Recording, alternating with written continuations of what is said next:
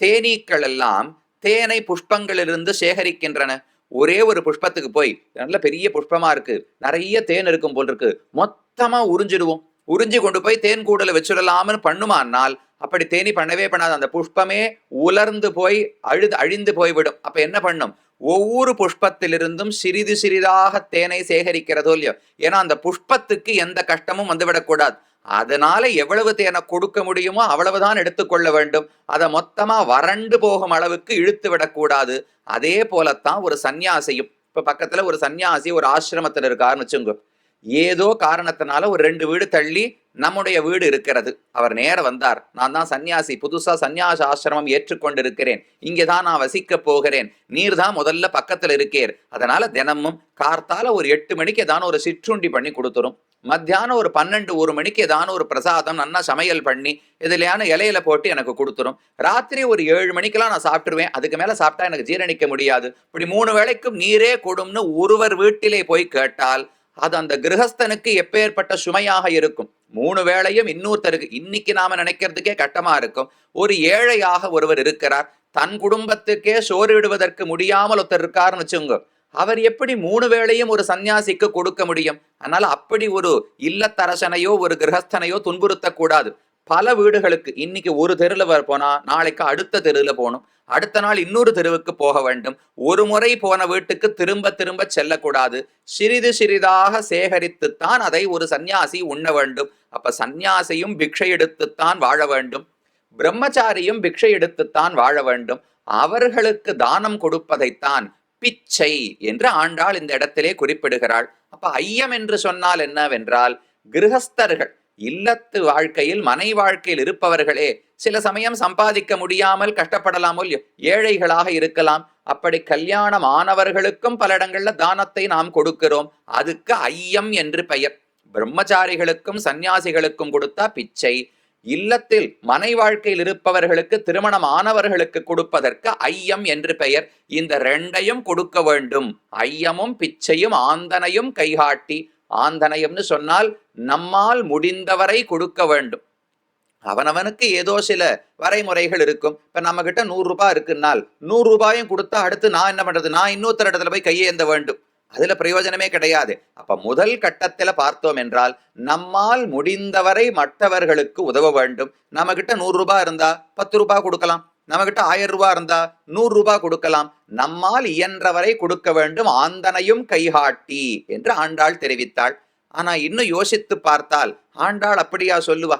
யாரோ ஒருத்தர் அவர் தேவை என்று வந்து நம்ம இடத்துல கையேந்துகிறார் என்றால், அப்ப எங்கிட்ட 100 ரூபாய் இருக்கு, அதுல நான் 10 ரூபா தான் கொடுக்க முடியும், நீர் இன்னொரு 4 பேர் இடத்துல போய் பிச்சை எடுத்துக்கொள்ளும்னு சொல்லவே கூடாது. எங்கிட்ட 100 ரூபாய் இருக்குன்னால் அவர் படுகிற கஷ்டத்தை பார்த்து 100 ரூபாயும் கொடுத்து விட்டு நானும் கஷ்டத்தை அனுபவித்தாலும் பரவாயில்லைன்னு நினைக்கணுமா. அந்த அளவுக்கு வைராக்கியம் வந்தால்தான் உண்மையில் தானம் சிறக்கிறது என்று பொருள். அப்ப ஆந்தனையும் கைகாட்டி என்று சொன்னால் நம்மால் கொடுக்க முடிந்தவரை கொடுக்க வேண்டும்னு பொருள் கிடையாது. அவர் எவ்வளவு பெற்றுக்கொள்ள தயாராக இருக்கிறாரோ அவ்வளவு கொடுக்க வேண்டும் என்று தெரிவிப்பார்கள். சூரிய வம்சம், ராமனுடைய குலம் இக்ஷ்வாக்கு வம்சம்னு சொல்லுகிறோம் இல்லையோ, அதுல ஒரு பெரிய அரசன் இருந்தார். அவருக்கு நிறைய தானம் செய்வதில் ஆசை உண்டு. ஒரு நாள் ஒரு யாகம் செய்தார். அந்த யாகத்தினுடைய நிபந்தனை என்னவென்றால், தன்னுடைய சொத்து அனைத்தையும் பிரித்து எல்லாருக்கும் தானம் கொடுத்து முடித்து விட வேண்டும். அதுக்கு மேல அவருக்கு சொத்தே இருக்கக்கூடாது. இந்த யாகத்தை முடிக்கும் பொழுது தன் சொத்து அனைத்தையும் பிரித்து மற்றவர்களுக்கு தானம் கொடுத்து விட வேண்டும். அதை போல அனைத்தையும் கொடுத்து முடித்து விட்டார். இவர் முடித்த சமயத்துக்கு வேறு ஒரு பிராமணர் வந்து இவரிடத்துல கேட்டார், எனக்கு ஒரு 2000 பசுமாடுகள் வேணுமே, சட்டுன்னு நான் ஒருத்தருக்கு தானம் கொடு, என்னுடைய குருவுக்கு தட்சிணை கொடுக்க வேண்டும், அதுக்கு எனக்கு ஒரு 2000 மாடுகள் வேணும், நீர் தான் கொடுக்கணும்னு அவர் கேட்டார். அரசனிடத்துல ஒரு மாடு கூட மிச்சம் கிடையாது, அனைத்தையும் கொடுத்து முடித்து விட்டார். கொடுக்க மாட்டேன்னு சொல்லுவதற்கு, இல்லை என்று சொல்லுவதற்கு அரசனுக்கு மனம் இல்லை. அதனால் அந்த ரிஷியை ஒரு நாள் தங்க சொன்னார். தங்க சொல்லிவிட்டு ராத்திரி தன்னுடைய படை தளபதிகளை எல்லாம் அழைத்தாராம். அழைத்து, எதுக்கு இப்ப சண்டைக்கு போக போறோமா, என்ன பண்ணணும்னா, ஆமா குபேரனுடைய பட்டணம் அலகாபுரின்னு இருக்கிறதே, அதை படையெடுத்து குபேரனை வென்று அவனுடைய பணங்காசை எல்லாம் எடுத்து இந்த ரிஷிக்கு நான் தானம் கொடுக்க வேண்டும்னு அந்த அரசன் திட்டம் போட தொடங்கினார். எல்லாம் பயந்தே போனார்கள். பணம் இருந்தா தானம் கொடுக்கலாம், ஒருத்தர் கேட்டு வந்திருக்கிறார் என்பதற்காக பணத்தை சம்பாதிக்க போவோமா? நாம யாரும் அப்படி பண்றதே கிடையாது. கையில இருந்தா கொடுக்க போறோம், கையில இல்லையா இல்லை என்று சொல்லிவிட போகிறோம். ஐயோ ஒருவர் கேட்டு விட்டாரே, அவர் என்ன கஷ்டத்துல இருப்பாரோ, அப்ப நம்மால இப்போது இல்லாவிட்டாலும் பணத்தை சம்பாதித்தாவது அவருக்கு கொடுக்க வேண்டும்ங்கிற எண்ணம் வராது. அந்த அரசனுக்கு அவ்வளவு தானத்திலே ஈடுபாடு. அதற்கு எந்த நிலைக்கு போனார்? குபேரனோடு சண்டைக்கு, அவர் தானே செல்வத்துக்கு அதிபதி, அவர்கிட்ட தான் நிறைய இருக்கு, அதனால அவருக்கு சண்டையிட்டு தோற்கடித்து செல்வத்தை பெற்று வர வேண்டும் என்று திட்டமிட்டார். திட்டமெல்லாம் போட்டு ராத்திரி உறங்கச் சென்றார்கள். அடுத்த நாள் கார்த்தால இவர்களுடைய என்ன நிதி அரசர் ஒருத்தர் இருப்பாரோ இல்லையோ, அந்த ராஜ்யத்துல நிதிக்கெல்லாம் அத்தியக்ஷராக ஒருத்தர் இருப்பார். அவர் ஓடி வந்தார். அரசே, நம்முடைய கஜானா எல்லாம் முழுக்க தங்க காசால நிரம்பி இருக்கிறதுன்னு சொன்னார். எப்படி நம்ம இன்னும் சண்டைக்கே போகலையேனால் குபேரன் அனுருளி விட்டான். ஒருத்தருக்கு உதவுவதற்காக இவ்வளவு தூரம் சண்டையிடுவதற்கே தயாராக இருந்தால் அந்த அரசனுடைய ஈடுபாடை மெச்சி குபேரனே அவனுடைய செல்வம் அனைத்தையும் நிரப்பி விட்டாராம். அந்த அரசனும் எடுத்து தானம் கொடுத்தான் என்று புராணங்களில் ராமனுக்கு முன்னோடி மாந்தாதான் இருந்தார். அவரை பற்றி ஒரு கதை சொல்லப்படுகிறது. அப்ப ஆந்தனையும் கைகாட்டி என்று ஆண்டாள் சொல்லுவது நம்மால் முடிந்தவரை என்பது முதல் கட்டம். 100 ரூபாய் இருந்தா 10 ரூபாய் கொடுக்கணும், இது நியாயம்னு படும். 100 ரூபாய் கையில் இருந்தால் அவருக்கு 100 ரூபாய் தேவைப்பட்டால் 100ஐயும் கொடுத்து விட்டு நாம் பட்டினி கிடக்க வேண்டும். இது மிக உயர்ந்த தானம் என்று சொல்லப்படுகிறது. தானத்தில் பல விதங்கள் உண்டு. தானத்துக்கென்று பெருமைகள், என்னென்ன பொருளை கொடுக்கலாம், யாரிடத்துல கொடுக்கலாம், இதை போல பல நிபந்தனைகள் சாஸ்திரத்திலே சொல்லப்படுகின்றன. அப்ப நாம் இன்னைக்கு என்ன தானம் பண்றோமான்னு யோசித்துத்தான் பார்க்க வேண்டும். இன்னைக்கு அதற்கான சூழலே இல்லை. பல விஷயங்கள் வீதியில சாதாரணமா ஆடு மாடு கோழி எல்லாம் பார்த்துட்டு இருந்தோம் கிராமத்தில் இருக்கும் பொழுது. இன்னைக்கு அதெல்லாம் கிடையாது. எல்லாத்தையும் எடுத்துட்டு போய் ஒரு இடத்துல அடைச்சு வச்சிடறோம். ஏதானு ஒரு வீட்டுல சோறு மிச்சம் இருக்கிறதுனா கூட ஒரு மாட்டுக்கோ ஒரு ஆட்டுக்கோ நாய்க்கோ போட முடியாது. எது இருந்தாலும் பிடிச்சு கொண்டு எங்கேயோ அடைச்சு வச்சிடறோம். அதே போல யாரோ 4 பேர் நாம குறைச்சுட்டோம் இல்லையோ, கொடுப்பதை குறைத்ததுனாலே பெறுபவர்கள் குறைந்தார்களா, இல்ல பெறுபவர்கள் குறைந்ததுனால நாம கொடுக்கறத நிறுத்திட்டோமா தெரியாது. ஆனா அயோத்தியில அப்படித்தான் இருப்பார்களாம். கம்பர் தசரதன் ஆண்டு வந்த அயோத்தி எப்படி இருக்கும் என்று முதல்ல கம்பராமாயணத்துல வர்ணிக்கிறார். அதுல ஒரு இடத்துல அயோத்திய ரொம்ப தாழ்த்தி பேசுகிறார். இந்த ஊர்ல ஒருத்தர் கூட கொடை வள்ளல்களே கிடையாது, யாருமே தானமே கொடுப்பவர்கள் இல்லை என்று கம்பர் கூறினார். நமக்கு ஆச்சரியமா இருக்கும். எப்படி தசரதனால் ஆளப்பட்ட அயோத்தியில் எவ்வளவு செல்வந்தர்கள் இருக்க வேண்டும், வாரி வழங்கக்கூடிய வள்ளல்கள் இருக்கணுமே, ஏன் ஒருவருமே இல்லைன்னு கேட்டால் அவர் வேணும்னு மாத்தி சொன்னார். முதல் வார்த்தை சொன்னது கொடுப்பார்கள் இல்லை, இந்த ஊர்ல தானம் கொடுப்பவர்களே இல்லைன்னு குறை சொல்வது போல சொன்னார். ஏன் இல்லைன்னு காரணத்தை சொல்லும் போது கொள்வார் இல்லாமை கொடுப்பார்களும் இல்ல மாதோன்னு தெரிவிக்கிறார். யாராவது தானம் வாங்குவதற்கு கையேந்து நின்றால்தான் இன்னொருத்தர் கொடுக்க முடியும். அயோத்தியில் எல்லாருமே செல்வந்தர்கள், பணத்தில் ஏற்றத்தாழ்வே கிடையாது. அப்ப யாருமே கையேந்தவில்லை, அதனால் யாருமே தானம் கொடுக்கவில்லை என்று தெரிவிக்கிறார். அந்த நிலை மிக உயர்ந்தது. ஆனால் அப்படி இல்லாத போது கண்டிப்பா தானத்தை யாரோ கேட்கத்தான் வேண்டும், நாம் அவர்களுக்கு கொடுக்க வேண்டும். அதற்கான சூழ்நிலையே குறைந்து போய்விட்டது. இன்னைக்கு எல்லாரும் என்ன பண்றோம், என்னென்னமோ நிறுவனங்கள் அறக்கட்டளைகள் வைத்து நடத்துகிறார்கள். அதுல நமக்கு ஏதோ பிறந்த நாள் வருது, இல்ல வேற ஏதோ தகப்பனாருக்கு திதி வருதுனால் உடனே இந்த கைபேசி இருக்கு, போறோம். வயதானவர்கள் முதியோர்கள் இல்லம், உடனே ஒரு 10,000 ரூபாயை கொடு. இல்ல ஏதோ ஒரு அனாதைகள் ஆசிரமம், ஏதோ 5,000 ரூபாய் கொடு, அன்னதானம் பண்ணிடு, முடிஞ்சு போச்சு. அன்னதானத்துக்கு நாம போறதும் கிடையாது, என்ன சோறு சமைக்கப்பட்டதுன்னு பாக்குறதும் கிடையாது, அதை நம்ம கையால எடுத்து பரிமாறுவதும் கிடையாது. பணத்தை மட்டும் அனுப்பிச்சுட்டு அன்னதானம் பண்ணேன். நான் அன்னதானம் பண்ணல, அறக்கட்டளை வைப்பவர் அன்னதானம் பண்றார், நான் அவருக்கு பண உதவி செய்திருக்கிறேன். அப்ப அந்த தர்மத்தை செய்ததன் பயன் எனக்கு வந்து விடாது. பணம் கொடுத்ததற்கு ஓரளவுக்கு பயன் உண்டு, புண்ணியம் கிடையாதுன்னு சொல்லிவிட முடியாது. பண உதவி செய்ததற்கும் புண்ணியம் உண்டு. எல்லாராலையும் உடலால உழைக்க முடியுமான்னு தெரியாது. ஆனா இன்றைக்கு நாம் செய்து விட்டது எல்லாத்தையுமே நான் பண உதவியோடு நிறுத்தி விடுகிறேன். வேலை எல்லாம் வேற யாரான்னு ஒருத்தர் பாருங்க, என்னால இதைத்தான் முடியும்னு நிறுத்தி விடுகிறோமோ இல்லையோ, அது அந்த தர்மத்தை கடைபிடிக்கும் முறையே கிடையாது. வேடிக்கை, இதே திருப்பாவையில ஒரு பாசுரம் வரும். 3 வேளைகளும் யசோதை நன்னா தயிர் கடைவாளாம். திருமங்கையாழ்வார் அதை பத்தி சிறிய திருமடலிலே பாடுகிறார். கண்ணன் வெண்ணெய் திருடி சிக்கி கொண்டார். யார் வீட்டில் வெண்ணெய்? மற்றவர்கள் வீட்டில் திருடும் போதெல்லாம் கண்ணன் அகப்படவே இல்லை. அந்தந்த கோபிகைகள் கையில் அகப்பட்டிருந்தாலும் எல்லாரும் யசோதையின் இடத்துல வந்து புகார் செய்வார்கள்.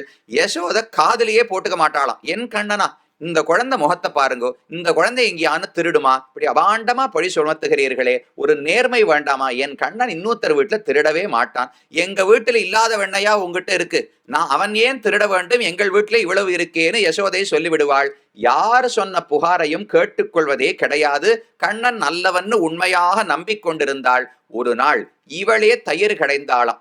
ஏறார் இடைநோவ எத்தனையோர் போதுமாய் சீரார் தயிர் கடைந்து வெண்ண திரண்டதனை வேறார் முதல் மடவாள் வேறோர் கலத்திட்டு, இவளே அமர்ந்து தயிர் கடைந்தாளாம். கடைந்து வெண்ணையை எடுத்து அதை ஒரு பானையில போட்டு மேல உரியிலே ஏற்றி வைத்து விட்டு எங்கேயோ வெளியே சென்றாள். இவள் போய்விட்டு வருவதற்குள்ள கண்ணன் அனைத்தையும் சாப்பிட்டு முடித்து விட்டார். கையும் களவுமாக சிக்கிக் கொண்டார். தாம்போடு சேர்த்து தாமோதரனாக உரலிலே கட்டினாள் என்று சரித்திரம் பார்க்கிறோமோ இல்லையோ. அதுல ஒரு கேள்வி வரும், எதற்கு யசோதை கடைய வேண்டும்? நமக்கே கொஞ்சம் பணம் காசு வந்துடுத்துன்னா யாரானு ஒருத்தர வேலைக்கு வச்சிடுறோம், பெருக்கிறது கிடையாது, துடைக்கிறது கிடையாது. உடனே பெண்களுக்கு மட்டும் சொல்றேன்னு நினைக்க வேண்டாம், ஆண்களுக்கும் எத்தனையோ காரியங்களை மற்றவர்கள் இடத்துல கொடுத்துடுறோமோ இல்லையோ. காய்கறி வாங்கிட்டு வரதுக்கு வெளியில போறது கிடையாது, ஏதோ இலையிலேயே சாப்பிட்றது கிடையாது, இலையில சாப்பிடணும்னாலும் வாங்கறதுக்கு வெளியில போகணும். இன்னைக்கு எல்லாம் வீட்டு வாசலுக்கு வந்து விடுகிறது. அப்ப வேலை பணம் வந்தாலே உடனே வேலைக்காரர்கள் வச்சிடறாளோ இல்லையோ. யசோதையும் அதை போல யாரானு ஒரு கோபிகையை நியமித்து இவள்தான் என் வீட்டில் தயிர் கடைய வேண்டும்னு சொல்லி இருக்கலாமே. ஆனா பாசுரம் எப்படி இருக்கு, யசோதை தானே கடைந்தாள் என்று பாசுரம் இருக்கிறது. அங்க சந்தேகம், ஏன் யசோதை கடைய வேண்டும், வேறு யாரையாவது வைத்து கடையலாமே என்றால் தர்மத்தை அவனவன்தான் செய்ய வேண்டுமே தவிர ஆள் வைத்து தர்மத்தை செய்து முடிக்க முடியாது. ஒரு பிராமணர், அவருக்கு சந்தியாவந்தனம் பண்ணணும்னு வச்சுங்களேன், இன்னைக்கு எனக்கு கொஞ்சம் வேலையா இருக்கு, 6 மணிக்கு அதனால ஒரு 100 ரூபாய் ஒருத்தருக்கு அனுப்பிச்சிட்டேன், எனக்கு பதிலாக அவர் சந்தியாவந்தனம் பண்ணி விடுவார்னு சொல்ல முடியுமா? எனக்கு இன்னைக்கு பகவானை சேவிக்கணும்னு ஆசையா இருக்கு, கோவிலுக்கு போறதுக்கு வசதிப்படல, இங்கிருந்து புறப்பட்டா 1 மணி நேரம் ஆறுது சுவாமி, பிரயாணத்துக்கே ரொம்ப நேரமாறுது, கோவிலுக்கு பக்கத்து வீட்டுல ஒருத்தர் இருக்கார், அவருக்கு 500 ரூபாய் அனுப்பிச்சிட்டேன், அவர் எனக்கு பதிலா பெருமானை சேவித்து விடுவார், அவர் ஆனந்தப்படுவார். நமக்கு எங்க ஆனந்தம் வரும், நமக்கு எப்படி நிம்மதி வரும், கடாட்சம் கிடைக்கும்? ஒரு நாளும் கிடைக்க முடியாது. தர்மத்தை செய்பவதற்கு ஒரு வேலையாளை வைத்து ஒரு நாளும் செய்துவிட முடியாது, அவரவர்கள்தான் செய்ய வேண்டும். அந்த தர்மத்தை பல இடங்கள்ல தெரிவிக்கிறார். அப்ப தானம் பண்ணும்போது அதில் ஈடுபட்டு நாம நேரடியாக செல்ல வேண்டும். அதற்கான சூழ்நிலைகள் குறைந்து கொண்டிருக்கின்றன. அப்ப நாமும் எப்படி தானம் செய்யலாம்? சரி, தானம் செய்து விடுகிறோம்னு வச்சுப்போம், அதில் என்ன மனப்பான்மையோடு செய்ய வேண்டும், என்ன கண்ணோட்டம் இருக்க வேண்டும், எப்படி செய்தால் அது உயர்ந்த தானம் என்று கொண்டாடப்படுகிறது, எந்தெந்த பொருட்கள் சாஸ்திரத்துல இன்னென்ன பொருட்களை கொடுத்தால் சிறப்பு என்று சொல்லப்படுகிறது. அதுல எல்லா நிலைகளும் இருக்கும். மிக உயர்ந்த தானம் பூமி தானம், யாருக்காவது நிலத்தை நீ தானம் கொடுத்தாய் என்றால் அதுதான் உயர்ந்த தானம்னு சொல்லுகிறது. அதுக்காக நாமெல்லாம் உடனே நிலத்தை எழுதி வைக்க முடியுமா? யாரான அரசன் இருந்தால் அவர்கிட்ட நிறைய நிலம் இருக்க போகிறது, தானம் செய்யலாம். அப்ப இப்படி குறைச்சுட்டே வருது. பூமி தானம், ஹிரண்ய தானம், வஸ்திர தானம், ஜலதானம், ஒவ்வொன்னா தண்ணீரை தானம் பண்ணலாம், அன்னம் தானம் பண்ணலாம். இதை போல பலவிதமான வழிகளை சொல்லி இதில் எதை செய்தாலும் சரி கொஞ்சமாவது தியானம் பண்ணு. நீ பணத்தை சம்பாதித்து கொண்டு மட்டும் இருந்தாய் என்றால் அதை நல்ல வழியில் தர்மத்தில் செலுத்தாவிட்டால் அந்த பணம் நம்ம இடத்துல தங்கவே தங்காது. பணம் சுழன்று கொண்டே இருக்கணும். அதுக்காக வட்டிக்கு விடணும்னு சொல்லல, பணத்தை கொண்டு தர்ம காரியத்தை செய்யணும். அந்த தர்ம காரியத்தால தேவர்களுடைய நல்லவர்களுடைய ஆசீர்வாதம் கிடைக்கும். அதனால மறுபடியும் பணம் சம்பாதிக்கலாம். அந்த பணத்தை கொண்டு மறுபடியும் நல்ல காரியங்களை செய்ய வேண்டும். இப்படித்தான் இந்த சுழல். என்றைக்குமே செல்வத்தை கொண்டு நேரடியாக இன்பத்தை அடைந்தோம் என்றால் அது குறுகிய காலத்துக்குத்தான் இருக்கும். சம்ஸ்கிருதத்தில் ஒரு அழகான ஸ்லோகம் தெரிவிப்பார்கள். சின்ன குழந்தைக்கு படிச்சு சொல்லிக் கொடுக்கும் போதே, வித்யா ததாதி வினயம் வினயாத்யாதி பாத்திரதாம் பாத்திரத்வாது தனமாப்னோதி. இது ஒரு அழகான படிக்கட்டை போட்டு காட்டுகிறது. கடைசியில சுகம். எல்லாரும் ஆசைப்படுவது இன்பம், சுகப்பட வேண்டும் என்பதைத்தான். அந்த சுகத்துக்கு வழி என்ன? செல்வம் வேண்டும். செல்வத்தை கொண்டு நேரடியாக சுகத்தை அடையலாமா? கூடாது. சரி, செல்வத்தை எப்படி அடைய வேண்டும் என்றால் திருடி பறிக்க முடியாது, ஏமாற்றி பெற முடியாது, நேர்மையாக சம்பாதித்து பெற வேண்டும். சம்பாதிக்கணும்னா அதற்கான தகுதி, அதற்கான பண்புகள் என்னிடத்தில் இருக்கணும். அப்ப என்னென்ன சொல்றது பாருங்க. முதல்ல வித்யா, கல்வி கற்பதுதான் மிகவும் முக்கியமானது. கல்வி நமக்கு என்ன செய்கிறது? உடனே நல்ல வேலையை கொடுக்கும். 12வது முடிச்சா நல்ல கல்லூரி, நல்ல கல்லூரியில் படிச்சா உடனே உயர்ந்த வேலை, லட்சக்கணக்கில் சம்பளம் கிடையாது. கல்வியினுடைய பயன் பணிவுன்னு சொல்லுகிறது. வித்யா ததாதி வினயம். வினயம்னா பணிவு. கல்விதான் நமக்கு பணிவை கொடுக்குமா. பணிவு ஒருவனிடத்தில் இருந்தால்தான் அவன் செல்வத்தை பெறுவதற்கு தகுதி உடையவனாக ஆகிறான்னு சொல்லுகிறது. பணிவு இல்லாமல் கையில சட்டுன்னு செல்வம் வந்து விட்டதுன்னு வச்சுக்கோங்க, அப்ப ராவணனை போல கம்சனை போலத்தான் நாமும் இருப்போம். பணிவு வந்துவிட்டு அதற்கு பிறகு செல்வம் வந்தால் அப்ப ஒரு உயர்ந்த விபீஷணனை போலவோ எத்தனையோ அரசர்கள் இருந்திருக்கிறார்களே. ராஜ ரிஷிகளாக பகவானிடத்தில் சிறந்த பக்தியோடு தர்மத்தில் ஈடுபாடோடு இருந்த அரசர்களும் உண்டு. தர்மத்தை விட்டு பாதை மாறிப்போய் தவறாக நடந்த அரசர்களும் உண்டு. என்ன வேறுபாடு என்றால், கர்வத்தோடு இருக்கும் போது செல்வம் வந்தா தவறான வழியில கொண்டு போயிடும். பணிவோடு இருக்கும்போது செல்வம் வந்தால் கடமையை உணர்ந்து நடந்து கொள்வார்கள். அப்ப கல்வி என்பது பணிவை கொடுக்கும். பணிவு இருப்பவனுக்குத்தான் செல்வம் வந்து சேரும். அந்த செல்வத்தை கொண்டு என்னென்னமோ வாங்கி கொள்ளுகிறேன், நல்ல பழம் வாங்கி சாப்பிடுறேன், நல்ல மாலை வாங்கி அணிந்து கொள்ளுகிறேன், நானே ஆனந்தப்படலாமேன்னு தோணும். அதை பண்ணாத. தனாத்து தர்மம், தனத்தை கொண்டு செல்வத்தை கொண்டு தர்ம காரியங்களை பண்ணு.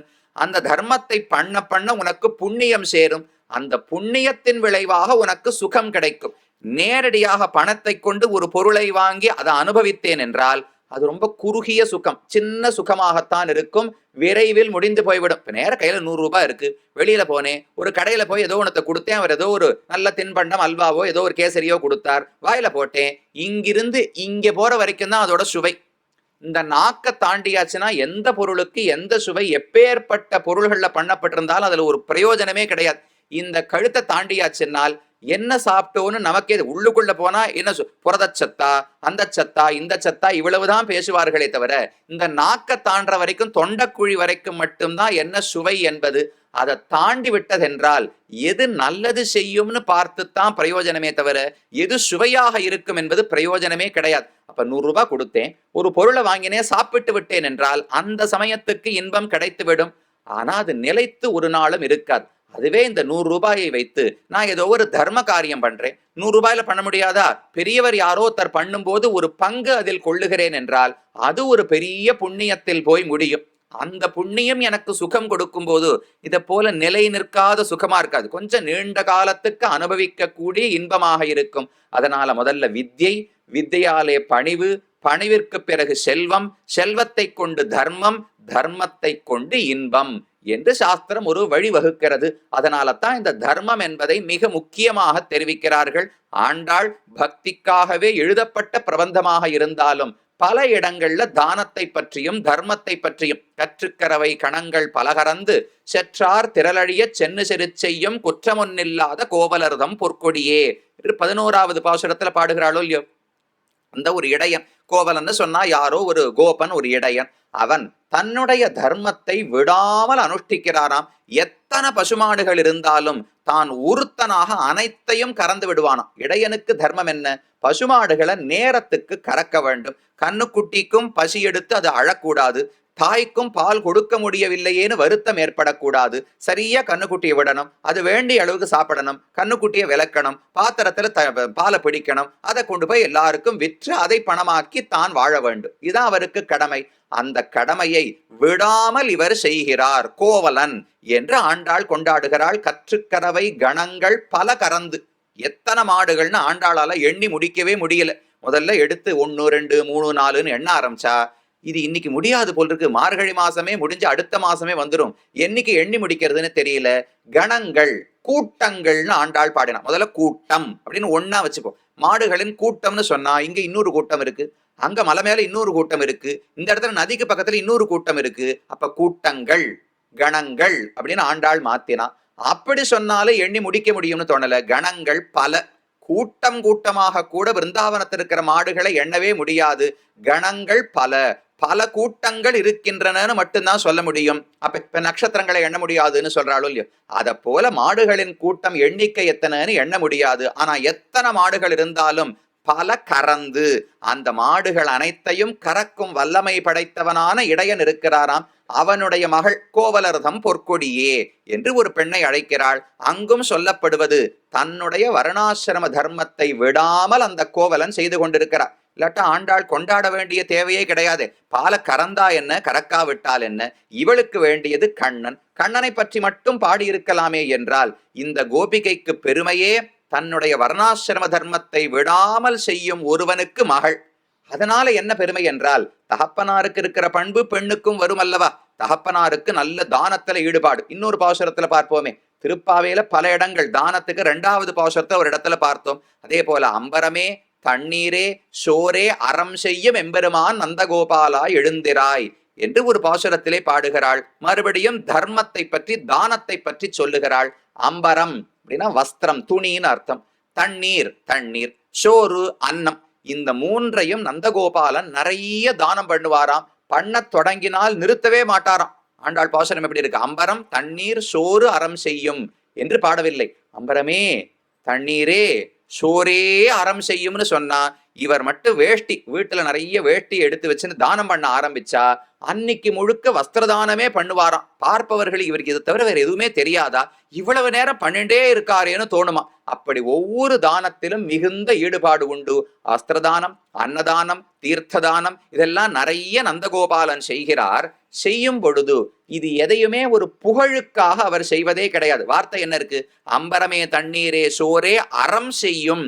அறம்னு சொன்னா தர்மம்னு அர்த்தம்.